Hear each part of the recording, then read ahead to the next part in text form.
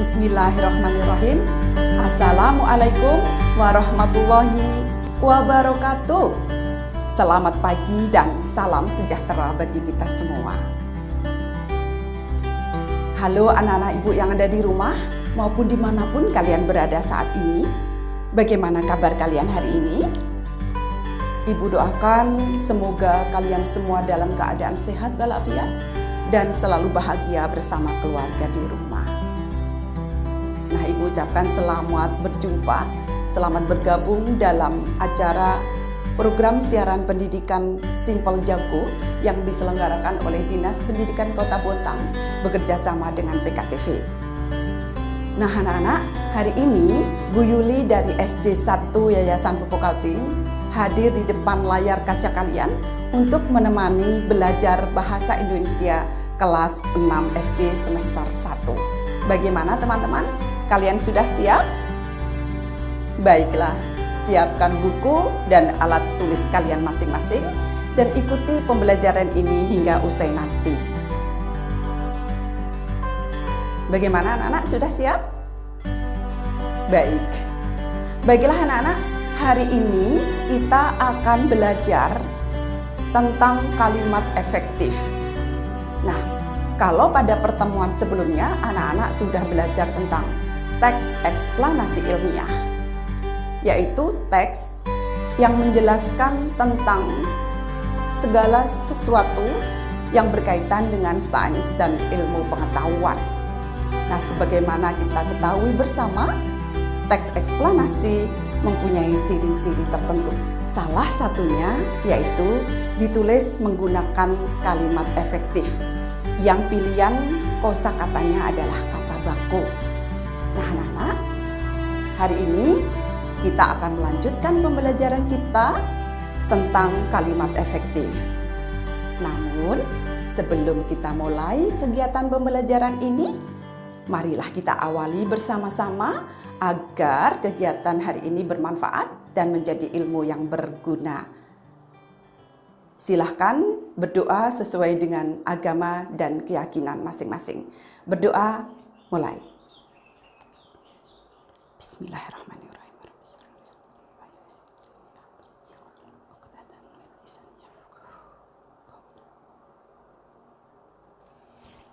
Amin ya rabbal alamin. Berdoa selesai. Baiklah anak-anak ibu di rumah, tetap semangat.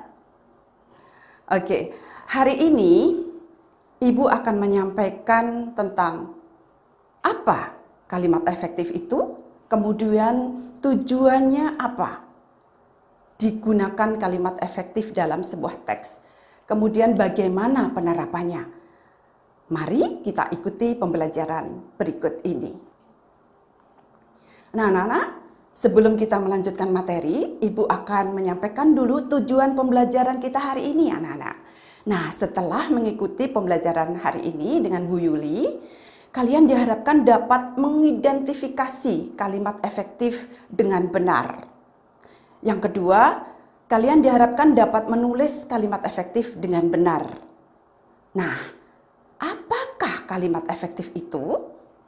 Simak baik-baik. Kalimat efektif adalah kalimat yang disusun berdasarkan kaidah atau aturan bahasa Indonesia yang baik dan benar, sesuai dengan Pedoman Umum Ejaan Bahasa Indonesia. Nah, sesuai dengan kata efektif dalam Kamus Besar Bahasa Indonesia yang bermakna berhasil guna atau dapat berhasil. Demikian juga dengan istilah kalimat efektif anak-anak. Kalimat efektif itu jika sudah disusun berdasarkan kaidah dan aturannya, maka dia akan berhasil dipahami dengan baik oleh pembacanya jika itu termasuk bahasa tulis, dan dapat dipahami dengan baik oleh pendengarnya jika disampaikan secara lisan. Nah, yang kedua, tujuan penulisan kalimat efektif ini agar informasi atau pesan yang disampaikan oleh penulis dalam kalimat tersebut dapat diterima dengan baik atau dapat dipahami dengan baik oleh pembaca atau pendengarnya jika itu bentuknya lisan. Nah, apa saja yang harus diperhatikan dalam mengidentifikasi sebuah kalimat? Sebuah kalimat efektif atau tidak efektif dapat dilihat dari 5 hal. Yang pertama, yaitu tentang struktur atau susunan kalimatnya. Nah, anak-anak, bagaimana tentang struktur dan susunan kalimatnya? Nanti kita akan ulas satu persatu. Yang kedua, dilihat dari penggunaan ejaan dan tanda bacanya, anak-anak. Yang ketiga, pemilihan kata yang tepat dalam sebuah kalimat. Ini menentukan apakah kalimat tersebut efektif atau belum. Kemudian yang keempat, tidak boros kata atau tidak menghambur-hamburkan kata yang tidak perlu. Yang kelima, makna kalimat tidak ambigu. Nah, apakah makna dari ambigu? Nanti akan Ibu jelaskan satu persatu. Baiklah anak-anak, kita mulai dari melihat atau mengidentifikasi sebuah kalimat dari struktur atau susunan kalimatnya. Sebagaimana kita sudah kenal, struktur atau susunan kalimat itu terdiri dari beberapa unsur. Ada subjek, ada predikat, ada objek, ada keterangan. Nah, anak-anak, sebuah kalimat dikatakan efektif jika susunannya teratur, sehingga makna kalimat tersebut dapat dipahami oleh pembacanya. Nah, di sini Ibu tampilkan contoh yang paling sederhana dulu, anak-anak, yang sehari-hari kita temui. Contoh kalimat nomor 1, bermain sepak bola adik kemarin. Nah, bagaimana teman-teman? Kira-kira apakah kalimat ini sudah efektif atau belum? Ya, belum anak-anak ya. Mengapa? Karena susunannya masih terbalik, jadi sulit dipahami. Jika orang mendengar atau membaca kalimat tersebut perlu berpikir 2 kali untuk memahami apa maksudnya. Nah, supaya efektif, kita ubah menjadi kalimat nomor 2 atau nomor 3. Nomor 2, adik bermain sepak bola kemarin. Subjek, predikat, objek, keterangan. Atau versi ketiga, keterangan waktunya diletakkan di awal kalimat dengan membubuhkan tanda koma setelah keterangan waktu tersebut. Nah, kemarin adik bermain sepak bola. Nah, anak-anak, berbeda bukan? Baik, ini adalah salah satu kalimat yang tidak efektif yang disebabkan karena struktur atau susunannya yang tidak teratur. Nah, kalian nanti bisa mencari contoh-contoh yang lain di buku kalian. Kemudian selanjutnya, yang kedua, sebuah kalimat dilihat dari penggunaan ejaan dan tanda bacanya. Kalimat efektif harus menggunakan tanda baca yang tepat. Baik, ini ada beberapa contoh yang Ibu sampaikan. Yang nomor 1, kita perhatikan sama-sama anak-anak. Wan, bolehkah aku meminjam komputermu? Maaf, Ibu baca secara jelas. Kemudian yang B, Wan, bolehkah aku meminjam komputermu? Baik, nomor 1A, ini contoh kalimat yang tidak efektif. Mengapa? Karena kesalahan penggunaan tanda baca dan ejaannya yang belum tepat.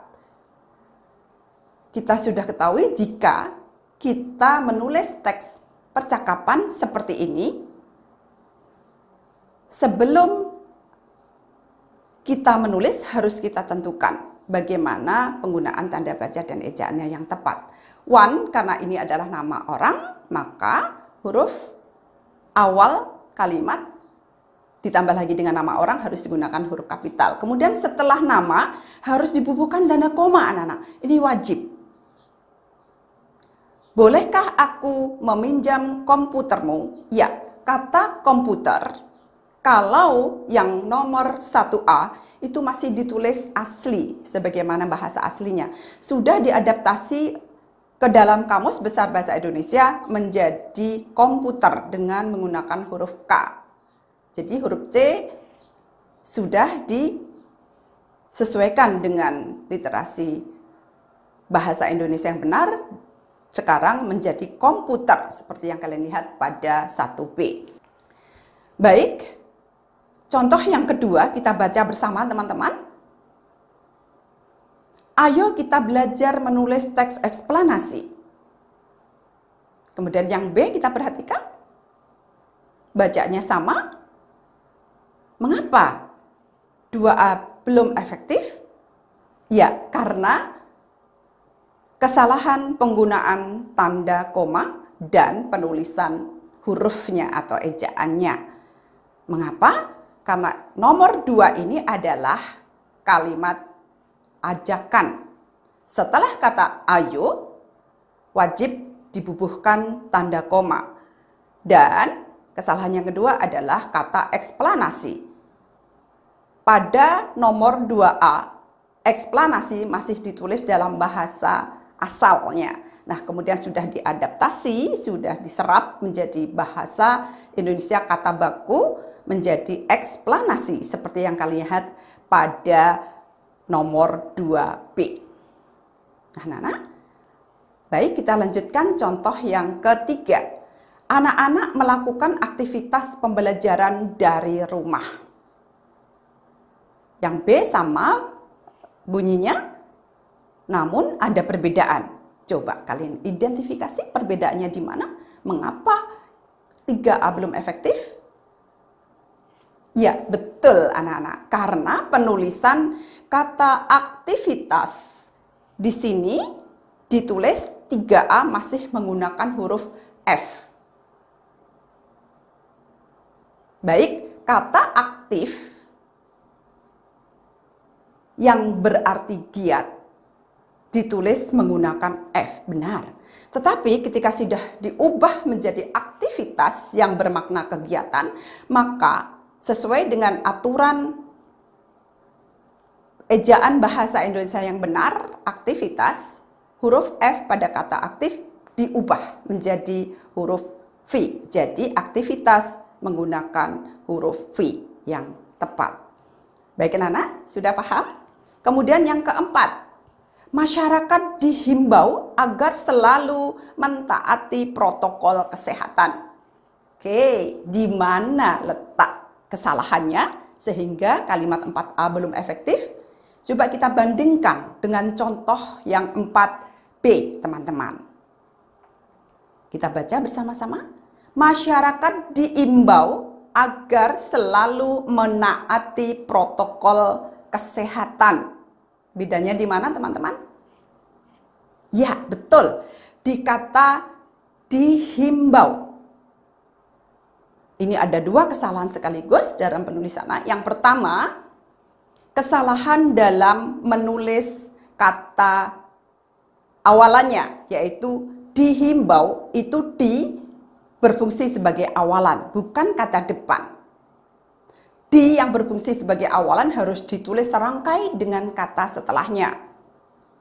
Sedangkan di sebagai kata depan, penulisannya harus dipisah. Nah, bagaimana menandai supaya mudah, teman-teman? Baik, di sebagai awalan harus ditulis serangkai, ditunjukkan dengan sebuah kata yang menunjukkan suatu pekerjaan. Di yang diiringi dengan kata kerja. Dihimbau, dihimbau, ditulis, dibaca, dilihat, dimakan, dan sebagainya harus ditulis dengan serangkai. Nah, kesalahan yang kedua kata ini apa, teman-teman? Himbau. Yang betul adalah imbau. Himbau sering digunakan bahasa lisan ya, teman-teman. Tetapi ketika ditulis harus menggunakan kosa kata baku sesuai dengan Kamus Besar Bahasa Indonesia.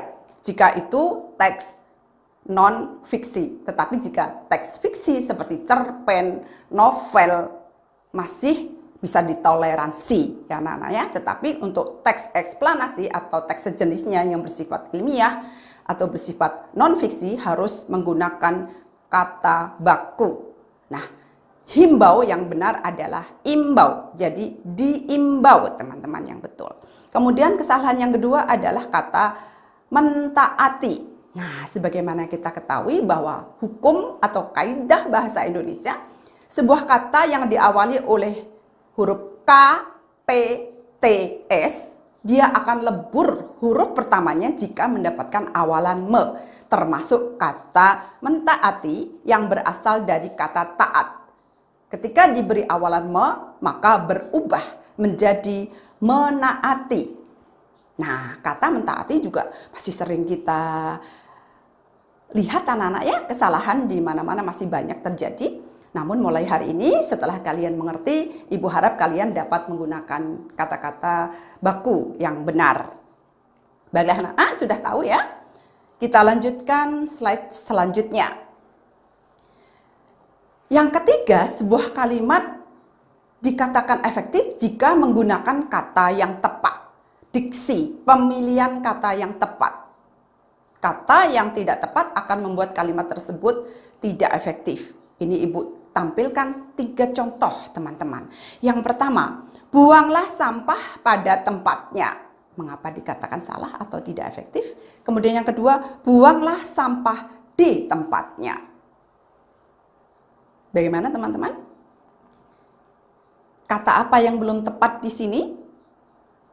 Ya, kata pada. Karena kalimat ini menunjukkan buanglah sampah di tempatnya. Di tempatnya. Jadi kata di itu diikuti atau menunjukkan tempat, bukan waktu. Ya anak-anak, sebaliknya kata pada itu menunjukkan waktu. Contohnya pada hari Sabtu, pada pukul 4. Pada hari Minggu, pada bulan Oktober, dan sebagainya. Penggunaan konjungsi anak-anak, kata hubung atau kata sambung dalam bahasa Indonesia. Yang kedua, buanglah sampah di tempatnya. Nah, ini baru yang tepat. Jadi tempat ditunjukkan dengan kata depan di, bukan pada. Baiklah teman-teman. Contoh yang kedua, jam berapa kamu bangun tidur?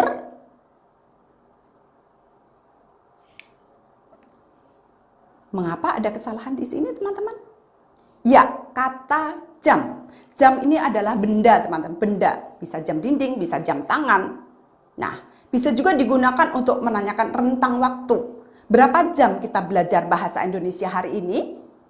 Berapa jam kamu belajar setiap hari dan sebagainya.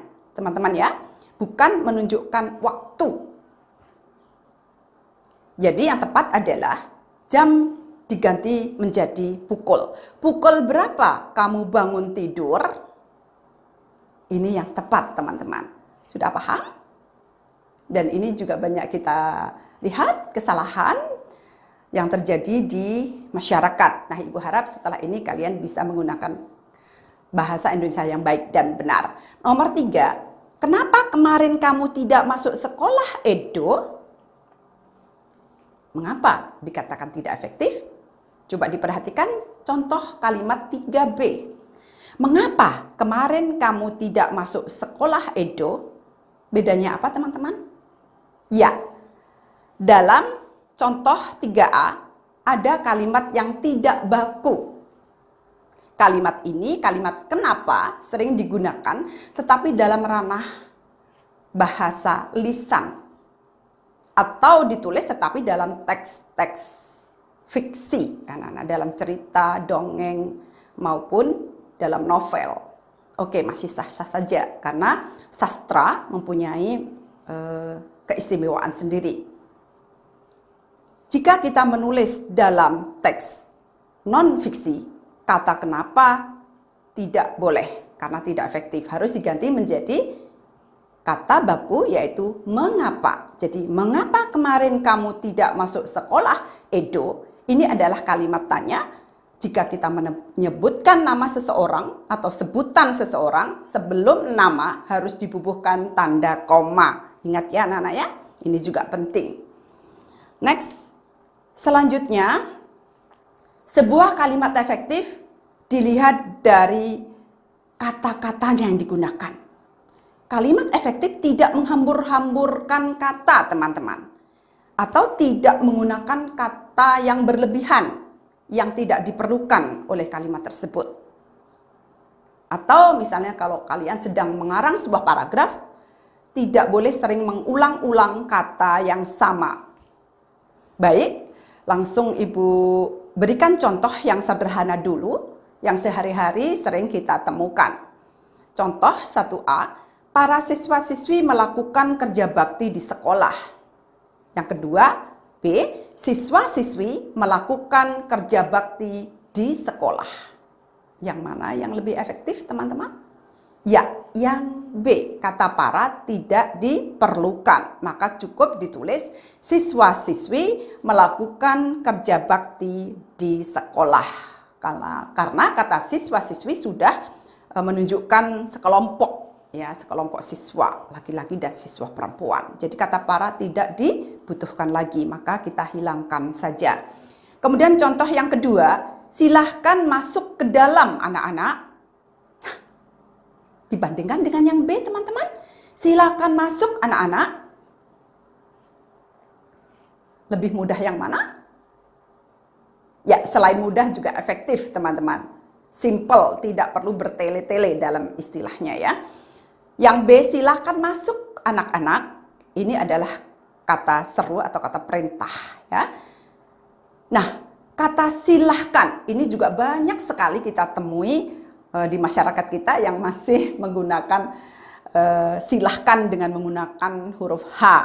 Nah, kata silakan berasal dari kata sila, mendapatkan akhiran atau imbuhan di akhir kan. Jadi silakan tanpa H yang tepat, anak-anak.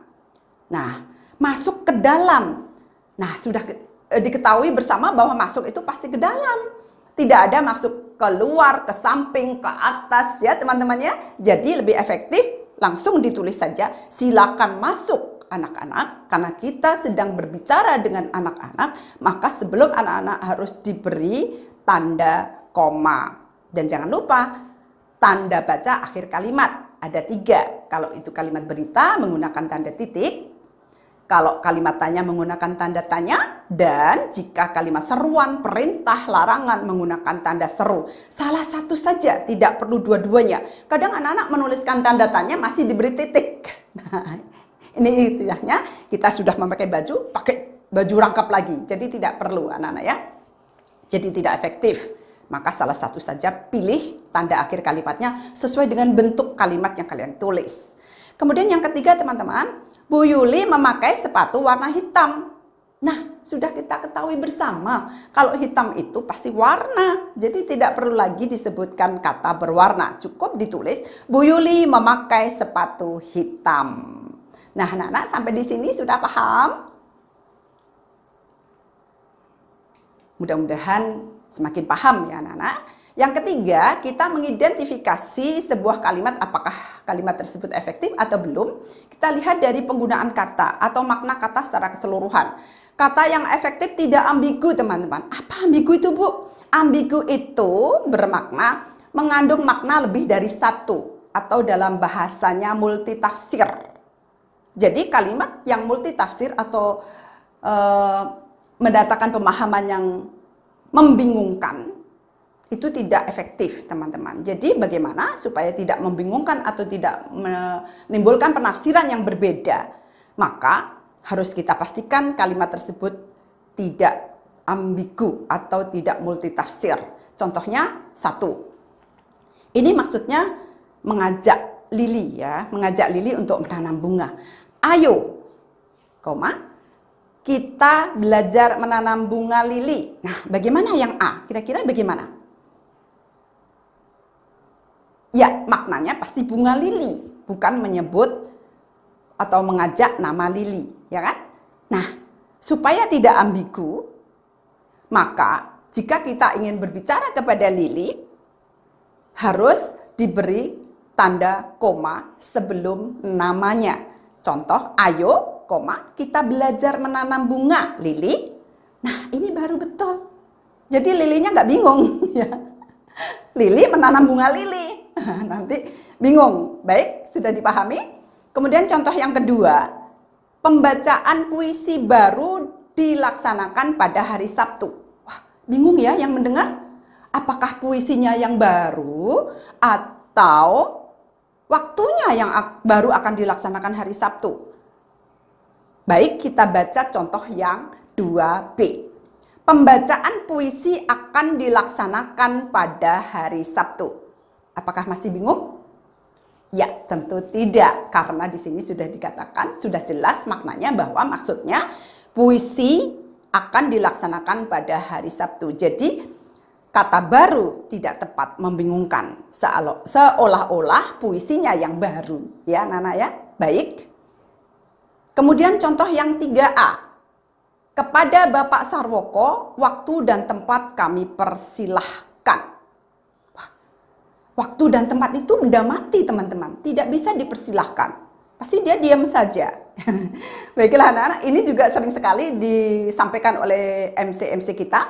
Jadi mulai sekarang, jika suatu saat anak-anak berkesempatan menjadi MC atau pembawa acara, maka gunakanlah kalimat yang efektif, terutama dalam acara-acara resmi, ya, atau acara-acara formal. Nah, yang kedua sebaiknya bagaimana? Kepada Bapak Sarwoko silakan menyampaikan sambutannya. Nah, ini lebih jelas. Yang disilahkan adalah orangnya.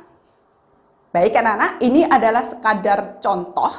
Untuk contoh-contoh yang lain, kalian dapat mengembangkannya sendiri di rumah. Baik. Yang terakhir adalah kita akan mencoba menghubungkan pengetahuan kita tentang kalimat efektif ini dalam sebuah paragraf.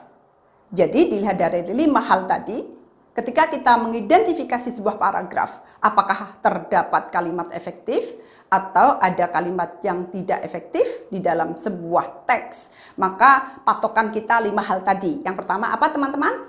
Struktur atau susunan kalimatnya. Yang kedua adalah penggunaan ejaan dan tanda bacanya. Yang ketiga adalah apa tadi teman-teman? Penggunaan kata, ya, terutama kata-kata baku yang terdapat dalam Kamus Besar Bahasa Indonesia. Yang keempat adalah apa tadi teman-teman? Tidak boros kata atau tidak menghambur-hamburkan kata dalam sebuah kalimat. Hindari kata yang tidak diperlukan. Kemudian yang kelima adalah kalimat tersebut tidak mengandung kata yang mengakibatkan maknanya menjadi ambigu atau membingungkan.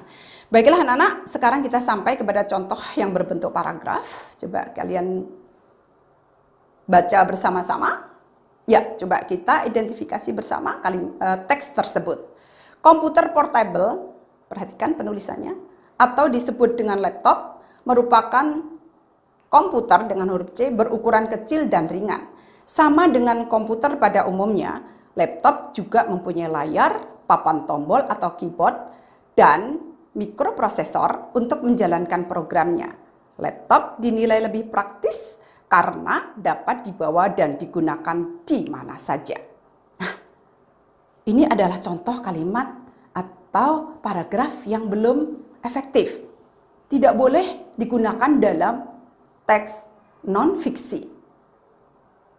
Mengapa teman-teman?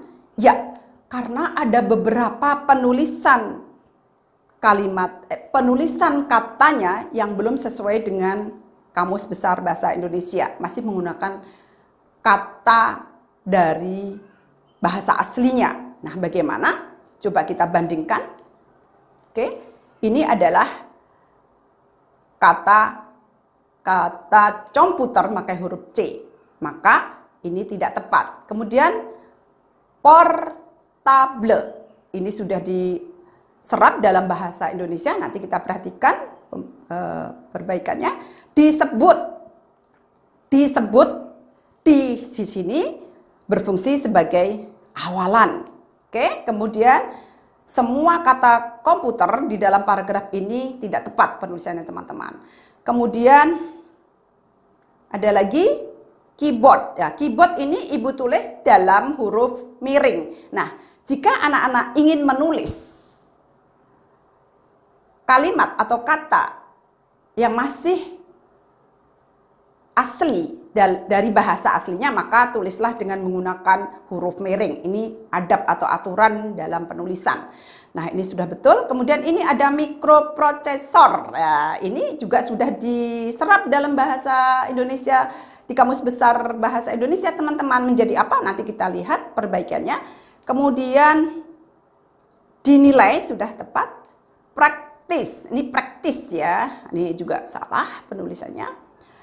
Maka nanti akan kita betulkan sesuai dengan kaidah penulisan yang benar. Di bawah, karena ini adalah kata yang menunjukkan pekerjaan, maka dinya berfungsi sebagai awalan, harus ditulis serangkai. Begitu juga dengan digunakan. Nah, di mana justru digabung teman-teman di sini. Ini yang kurang tepat. Di mana harus dipisah, dan ini banyak sekali terjadi, Ibu lihat. Baik yang dilakukan oleh anak-anak, oleh kita semuanya, maupun masyarakat secara umum ya. Mulai sekarang anak-anak harus diubah, di mana harus dipisah, karena ini menunjukkan tempat. Di sini berfungsi sebagai kata depan, bukan awalan. Nah, kita lihat perbaikinya, teman-teman. Ya, Ibu sudah beri tanda kata-kata yang penulisannya tidak tepat, tidak baku. Nah, harus kita tulis sesuai dengan kaidah atau aturan dalam bahasa Indonesia yang baik dan benar. Kita baca bersama-sama tulisannya.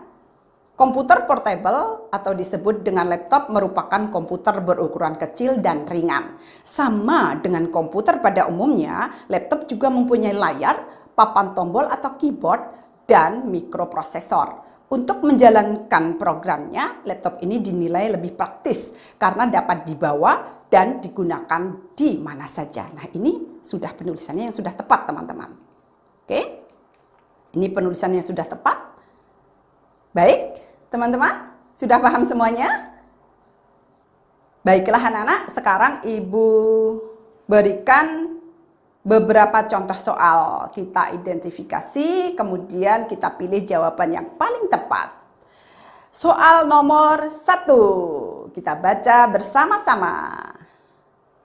Oke, para siswa sedang melakukan aktivitas belajar dari rumah menggunakan komputer, pakai huruf C. Penulisan yang tepat agar menjadi kalimat efektif adalah apakah A, apakah B, C, atau D? Baca sejenak. Ya, yang tepat adalah yang C. Coba kalau kalian meneliti apakah kalimat tersebut efektif atau belum efektif, maka telusurilah mulai dari awal kalimat sampai akhir kalimat. Perhatikan hurufnya, perhatikan tanda bacanya, kata-katanya. Nah, ini harus sesuai dengan kaidah bahasa Indonesia, anak-anak. Nah, kita perhatikan yang C.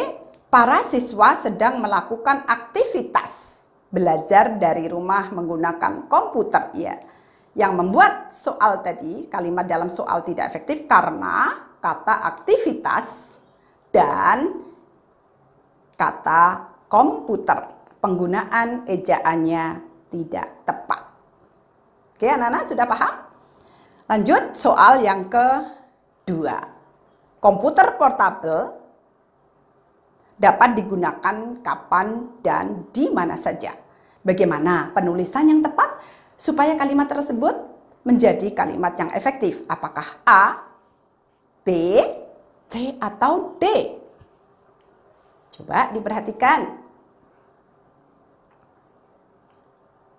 Ya, benar sekali. Yang tepat adalah yang B. Ya, mengapa yang B? Karena, perhatikan, komputer diubah menjadi huruf K, komputer portable. Ya, Ibu baca terang supaya kita lebih mudah. Diubah menjadi portable sesuai dengan KBBI. Dapat digunakan. Kata digunakan dalam soal dipisah ini harus dirangkai, teman-teman, karena ini adalah di awalan. Kata di mana harus dipisah. Di soal masih digabung. Nah, teman-teman, dengan demikian jawaban yang tepat adalah yang B.